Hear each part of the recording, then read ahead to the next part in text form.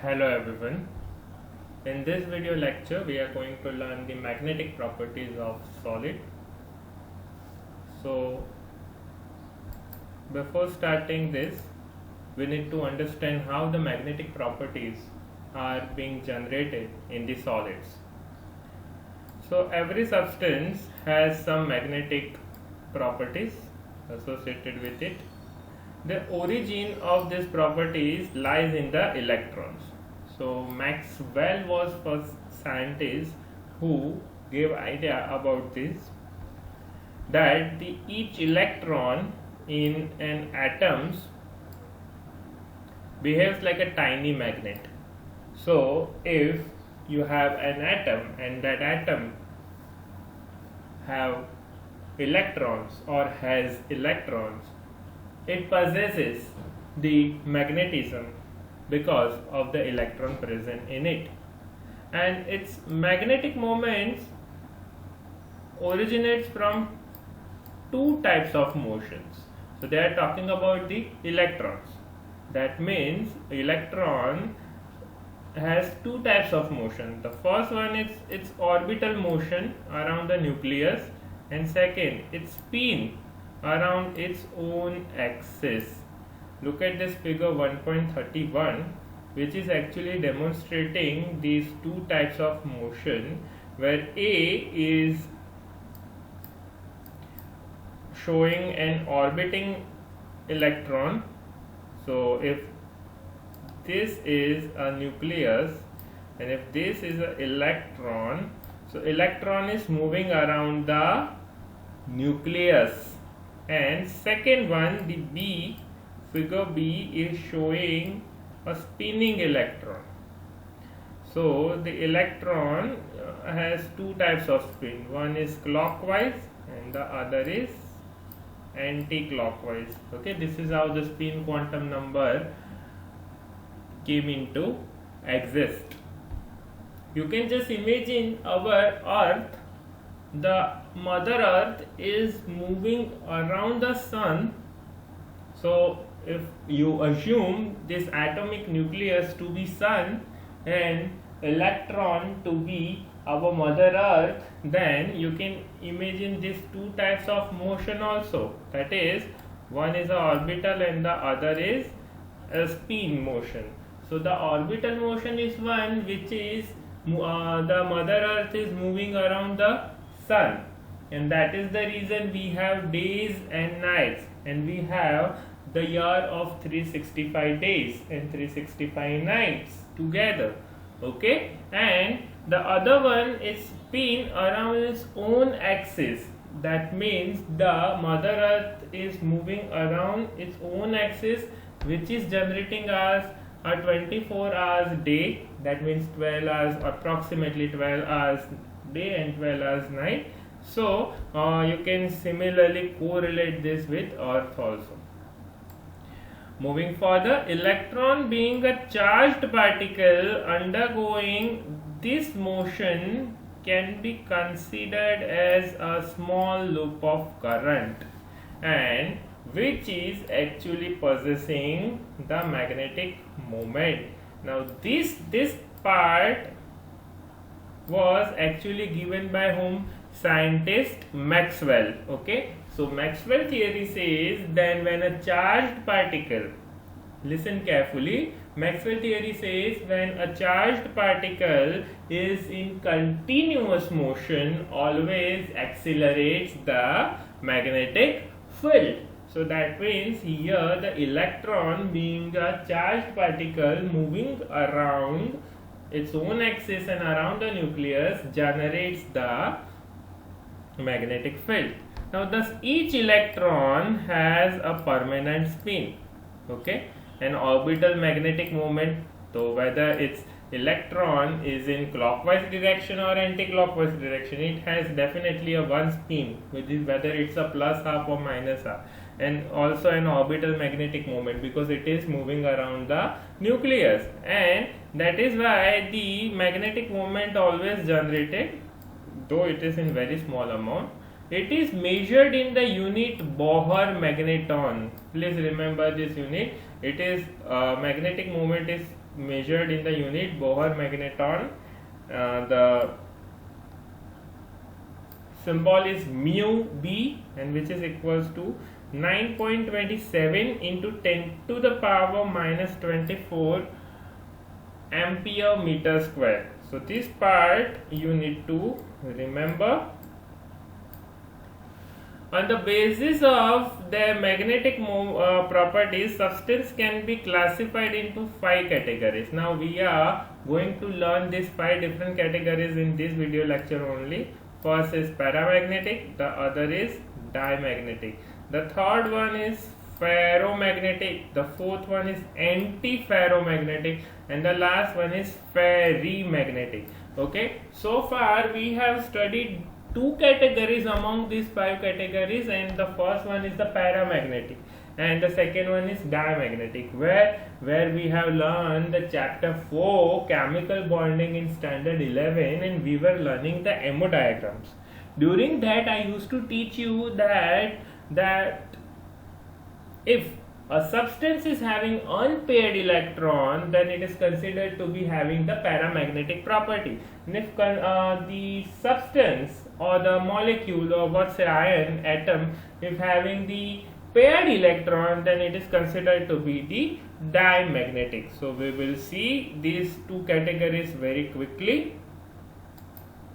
Paramagnetism is substances we are weakly attracted. Please note, they are weakly attracted towards the magnetic field. They are magnetized in a magnetic field in the same direction. They lose their magnetism in the absence of magnetic field. So let's say, let me draw the electron as a spin. That means if the magnetic field is in this direction and it is applied to the atom, let's say these are the atoms. Okay, let me write this as an atoms. The moment you remove the magnetic field, these electrons which are behaving as a tiny magnet, which are attracted towards the magnetic field, under the absence of magnetic field they loses their magnetism. Now paramagnetism is mainly due to the presence of one or more than one unpaired electrons which are attracted. So please note, this is what you have learned in 11th standard. The examples are O2, Cu plus 2, Fe plus 3, Cr plus 3. These such examples you need to remember. Okay. Now moving to the second category first, diamagnetism. Diamagnetic substances are weakly repelled by a magnetic field. So please note, this the basic difference between the paramagnetism and diamagnetism. The paramagnetisms are weakly attracted, while the diamagnetisms are weakly repelled. Okay, so let me encircle this.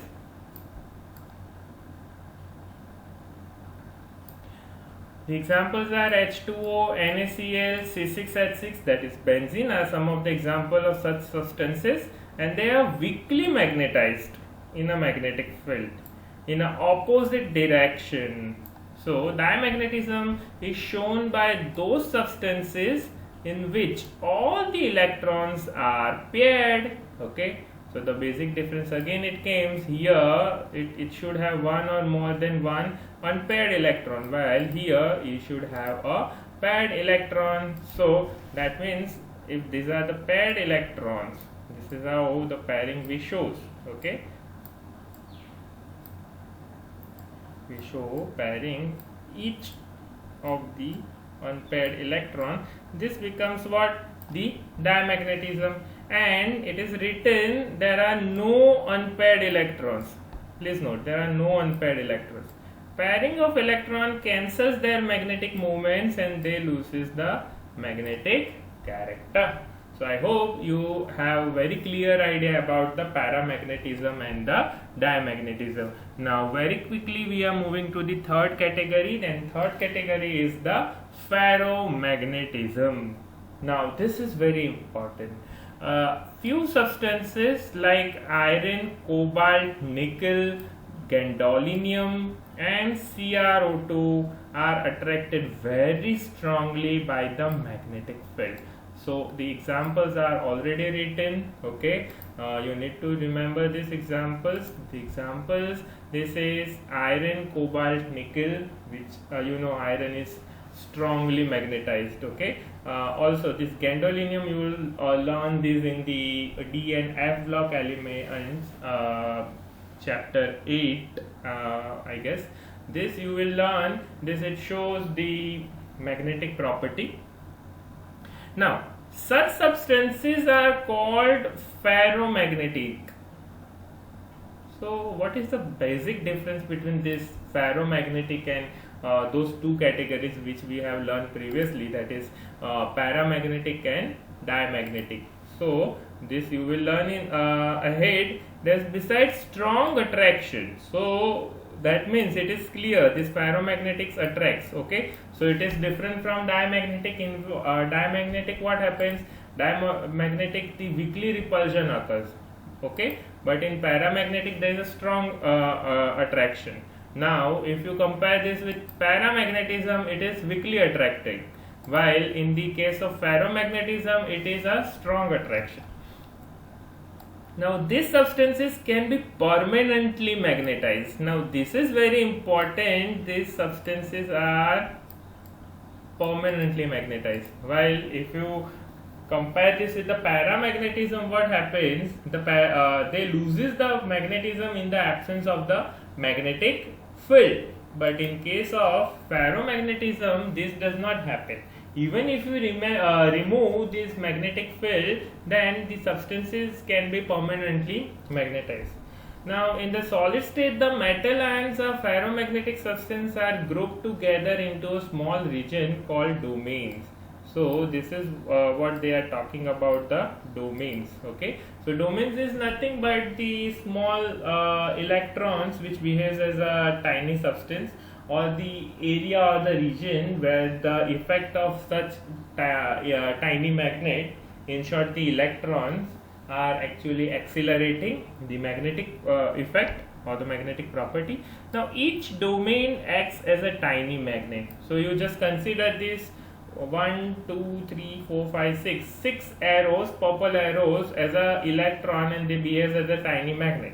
Now in an unmagnetized piece of ferromagnetic substance, the domains are randomly oriented and the magnetic moments gets cancelled. So if the magnetic moments are randomly distributed, then what happens, that it may be possible that the electron cancels out each other's magnetic moment, just like in diamagnetic, okay. So this is what they are talking.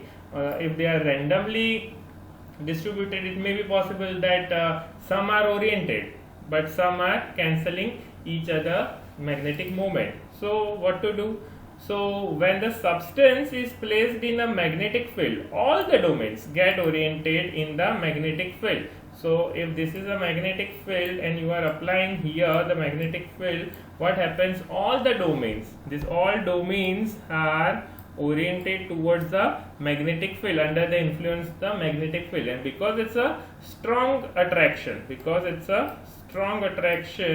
so there is no chance to have a weakly repulsion, okay, and they are getting oriented in the direction of the magnetic field. A strong magnetic field effect is produced, and this ordering of the domains persists even when the magnetic field is removed. Please note. So even if you are removing the magnetic field, the substance is going to be permanently magnetized, okay, and not like just paramagnetic substance, that if you remove the in the absence, what happens? This magnetic field, it loses the magnetism. So this is what happens with the ferromagnetism, okay. I hope this is clear to you. And now we are moving to the last two categories, that is antiferromagnetism and ferrimagnetism. So what is antiferromagnetism? See, the word itself suggests you that antiferromagnetism. So anti is just opposite to ferromagnetism. So substances like MnO showing antiferromagnetism and have domain structures similar to ferromagnetic substance, but their domains are oppositely oriented and cancels out each other magnetic moment.